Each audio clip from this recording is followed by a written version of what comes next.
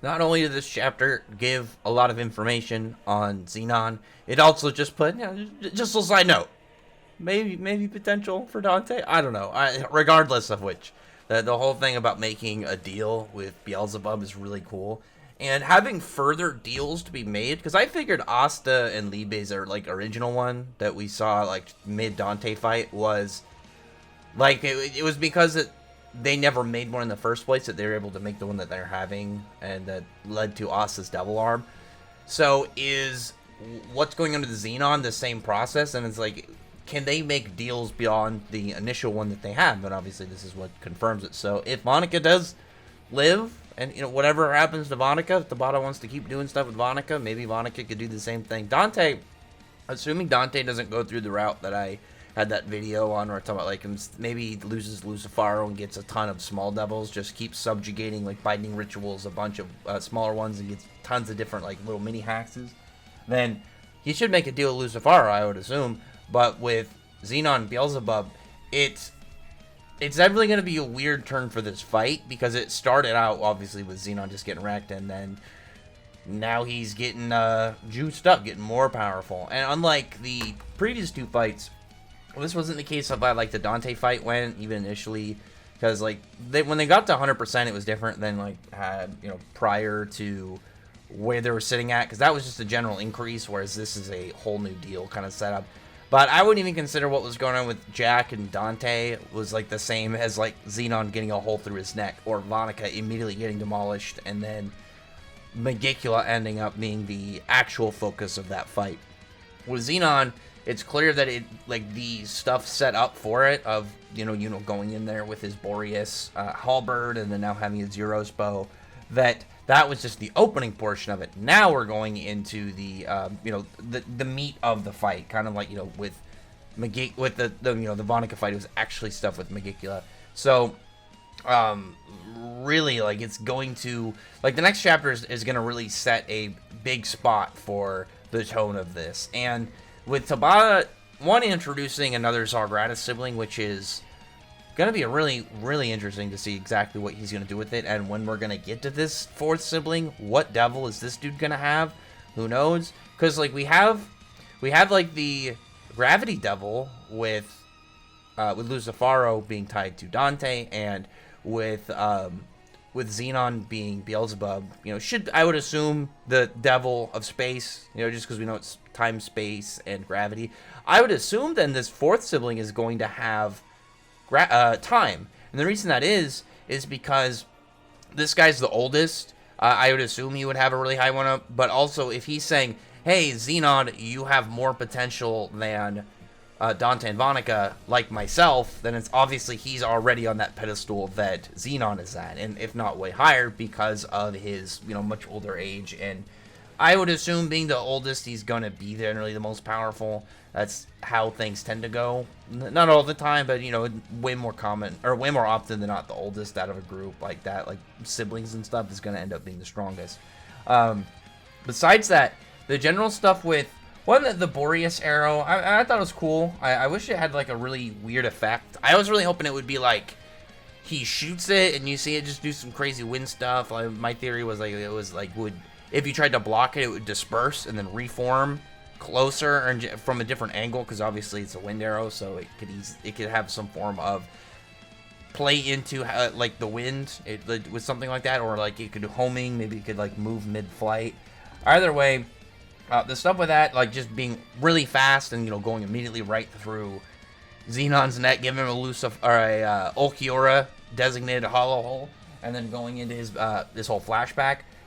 With the Spade Kingdom, I really like this, not just because of the fact it was a Dark Triad. And again, now I'm wondering what are they going to call themselves? Dark Quartet, maybe? Yeah, Quartet Knights joke, I guess, maybe. But with that whole bit, when we're getting stuff with the Dark Triad, I guess, Dark Triad with quotes for, next to it, it's more that getting a, like, Spade, like, general area, like, flashback that I really like. I like finding out about the Spade Kingdom, finding about their general structure. We get, like, the whole Magic Defense Force, or was it Mage Defense Force? Pretty much the same as, like, the Royal, or the Magic Knights for the Clover Kingdom.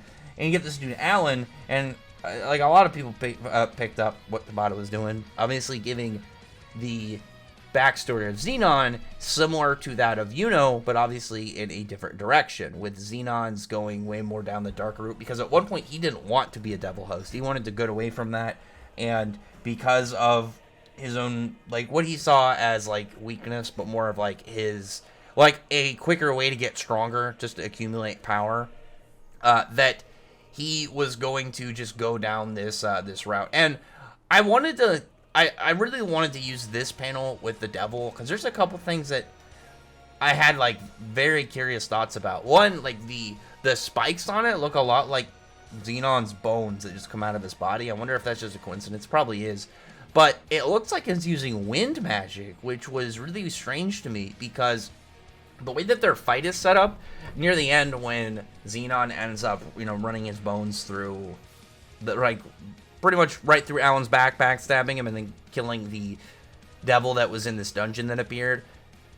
It's in the same setup as the fight that's going on right now. Instead, but you have Zenon in the place where the devil is, Langris in the place where Alan is, and Yuno in the place where Zenon is. And instead of going right through Langris, Yuno decided to just take the shot right at Zenon and ended up damaging him. So I'm very curious if this is a coincidence. Maybe it's not actually wind, it just kind of looks like it. But I feel like Tabata did this on purpose, just to kind of like give that weird parallel situation where you have Zenon going essentially like borderline into despair against a devil using wind, and now he's, fighting a human using wind who is out to save the Spade Kingdom. Because here we had him, assuming this is wind, fighting a devil using wind and sacrificing his closest friend in order to save as many people of the Spade Kingdom, for the glory of the Spade Kingdom kind of scenario. And now you have Yuno, who's actually coming in to save this, the Spade Kingdom, and he's using wind to defeat a dude using devil powers, which I think is just really neat if Tabata's doing that purposefully and not just like a little bit of an interesting coincidence. I also really like seeing Zenon, Dante, and Vonica all like just generally like way younger. Zenon looks so much like Yuno in his flashback. They just have a slightly different style to where their hair is going. Dante's younger design actually looked really cool. Glad he's always rocking that sick fur coat. But the last Zograta sibling,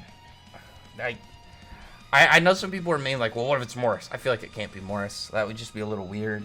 But just seeing these guys, like random little goons, dumb kids beating up on Zenon for his magic, and then this dude Alan shows up, and they, due to their like shared wants to become the commander-in-chief of the Mage Defense Force, they were pretty much decided to become rivals. They just designated at that point.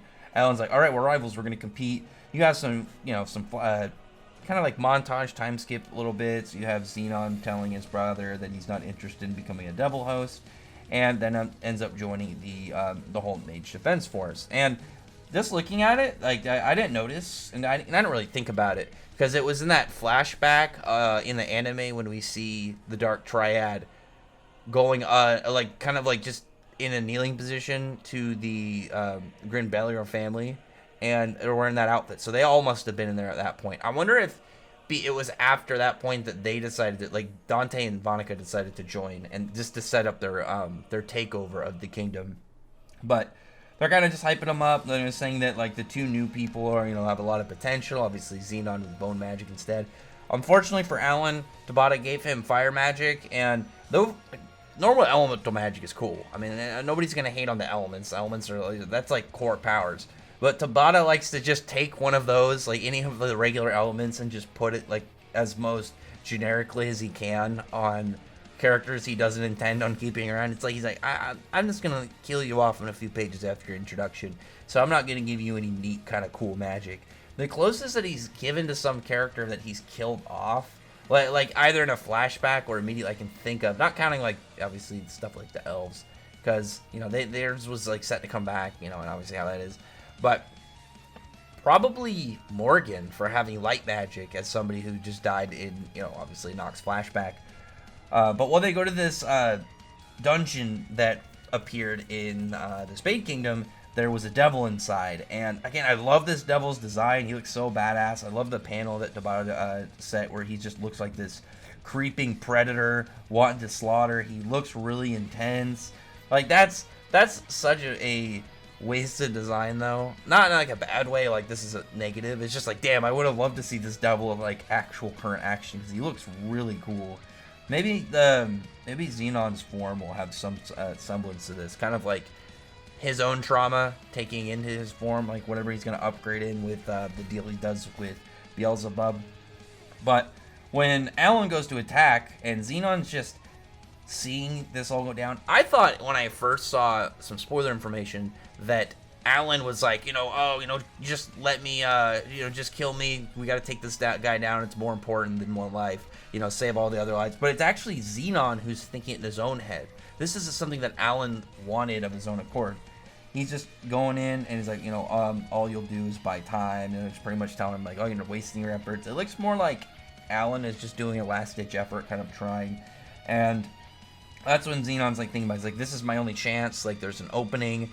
I have to take this guy down, but if I do it, I will kill Alan along with it. But if I don't, everybody's gonna die, as well as like damage the Spain Kingdom, the town nearby. Everyone can get slaughtered, and he just immediately shoots a big attack right through Alan's back and into the devil, which I think is actually interesting that Tabata did it that way, because he is literally stabbing Alan through the back. He's murdering his friend right then and there, and I don't know. I feel like with his control, he could have went around Alan and then killed the devil. Obviously, that's just speculation. Maybe the devil would have had that split extra second to react.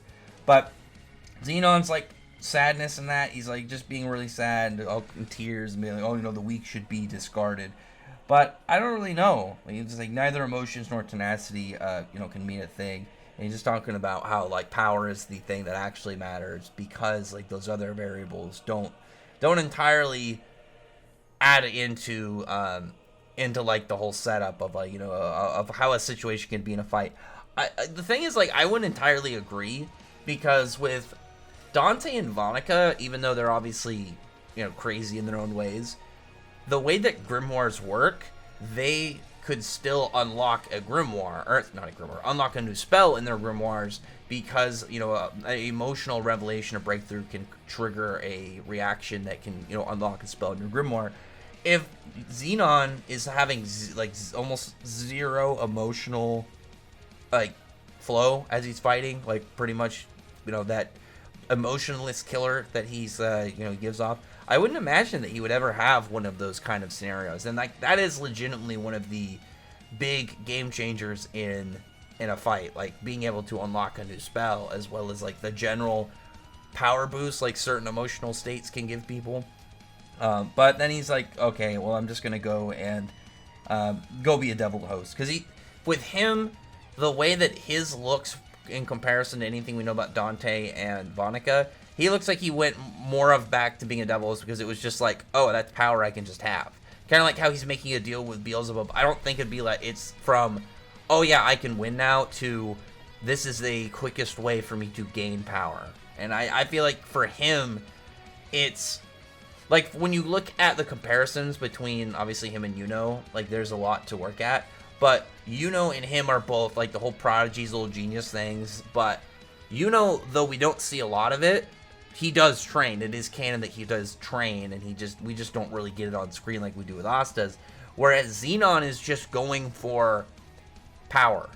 It like, just to give it like an easy kind of like idea comparison for like series. Think about it like you're playing a game, and you can unlock certain things by playing the game. Like like you might just be really good at the game, but he's still gaining experience and power through regular means, like through like middle of battle, in training, studying different aspects about magic and whatnot, thinking of new spells. Whereas Zenon seems not like the same thing, but kind of pay to win. He's looking for the shortest cut avenues in order to gain power, and I think that's the biggest. That's like the biggest kind of like narrative aspect, I think, between the two of them, is really when you look at how they look at scenarios. Like, would never sacrifice Asta in the way that does everything. He would look at the climb to power as a part of it. Whereas I don't think he would have the same way of being, oh yeah, like the second I can free power up, I'm gonna go take that regardless of what I have to give up or regardless of what needs to be sacrificed. I think he's more of like a regular guy, where it'd be like with Asta giving up his arm to Liebe, like it wasn't something that he would just do to become stronger. It's something that like, oh yeah, this kind of scenario, this kind of situation, it's like a do or die moment. Whereas though obviously he's got a big hole in his throat, I think it goes more with how Zenon's character is from, just in these flashbacks of going right for fast avenues for strength. So, good chapter. I really want to know what he's going to look like now, because his bones, like the bone armor's falling off. So, it's like he's molting, and I'm not 100% sure how I feel about that. Obviously, it's gonna depend on what he looks like afterwards. I really like the bone armor though, so I'm hoping Tabata maybe just changes the bone armor design or something. Cause I'm a sucker for characters with like bone powers. Bone powers is just badass. So Zenon having that plus having bone armor, I got him and Scullion relatively around I think it was the same year. I think it was 2019, somewhere around 2019 that we both got both of them. So I was pretty hyped about that. And then Scullion obviously started out with bone armor, but Zenon ended up getting bone armor. So I am hoping he keeps it. Maybe not he doesn't have to keep it as much, but I'm hoping he keeps it to a degree. If he can just have like a 6 skeletal chest plate, and he definitely has to keep the bone horns. I want the 6 bone rings around his horns. But anyway, other than that though, really good chapter. Definitely one of my favorites in a while. Probably one of my favorites in the arc itself, because I was really happy to get General Spain information. There was the 4th Zolgratis plot twist, finding out about Zenon's character. Seeing Vonica, Dante, and Zenon all way younger, I thought was pretty neat. The parallels between characters and everything. I think that this chapter had a lot of just general content that they hit multiple areas of the board. So, other than that, comment below, thumbs up the video, but friend the like button, subscribe button, and check out my other videos. But than that, I appreciate everybody's already subscribed, and I thank you all for listening. Bye.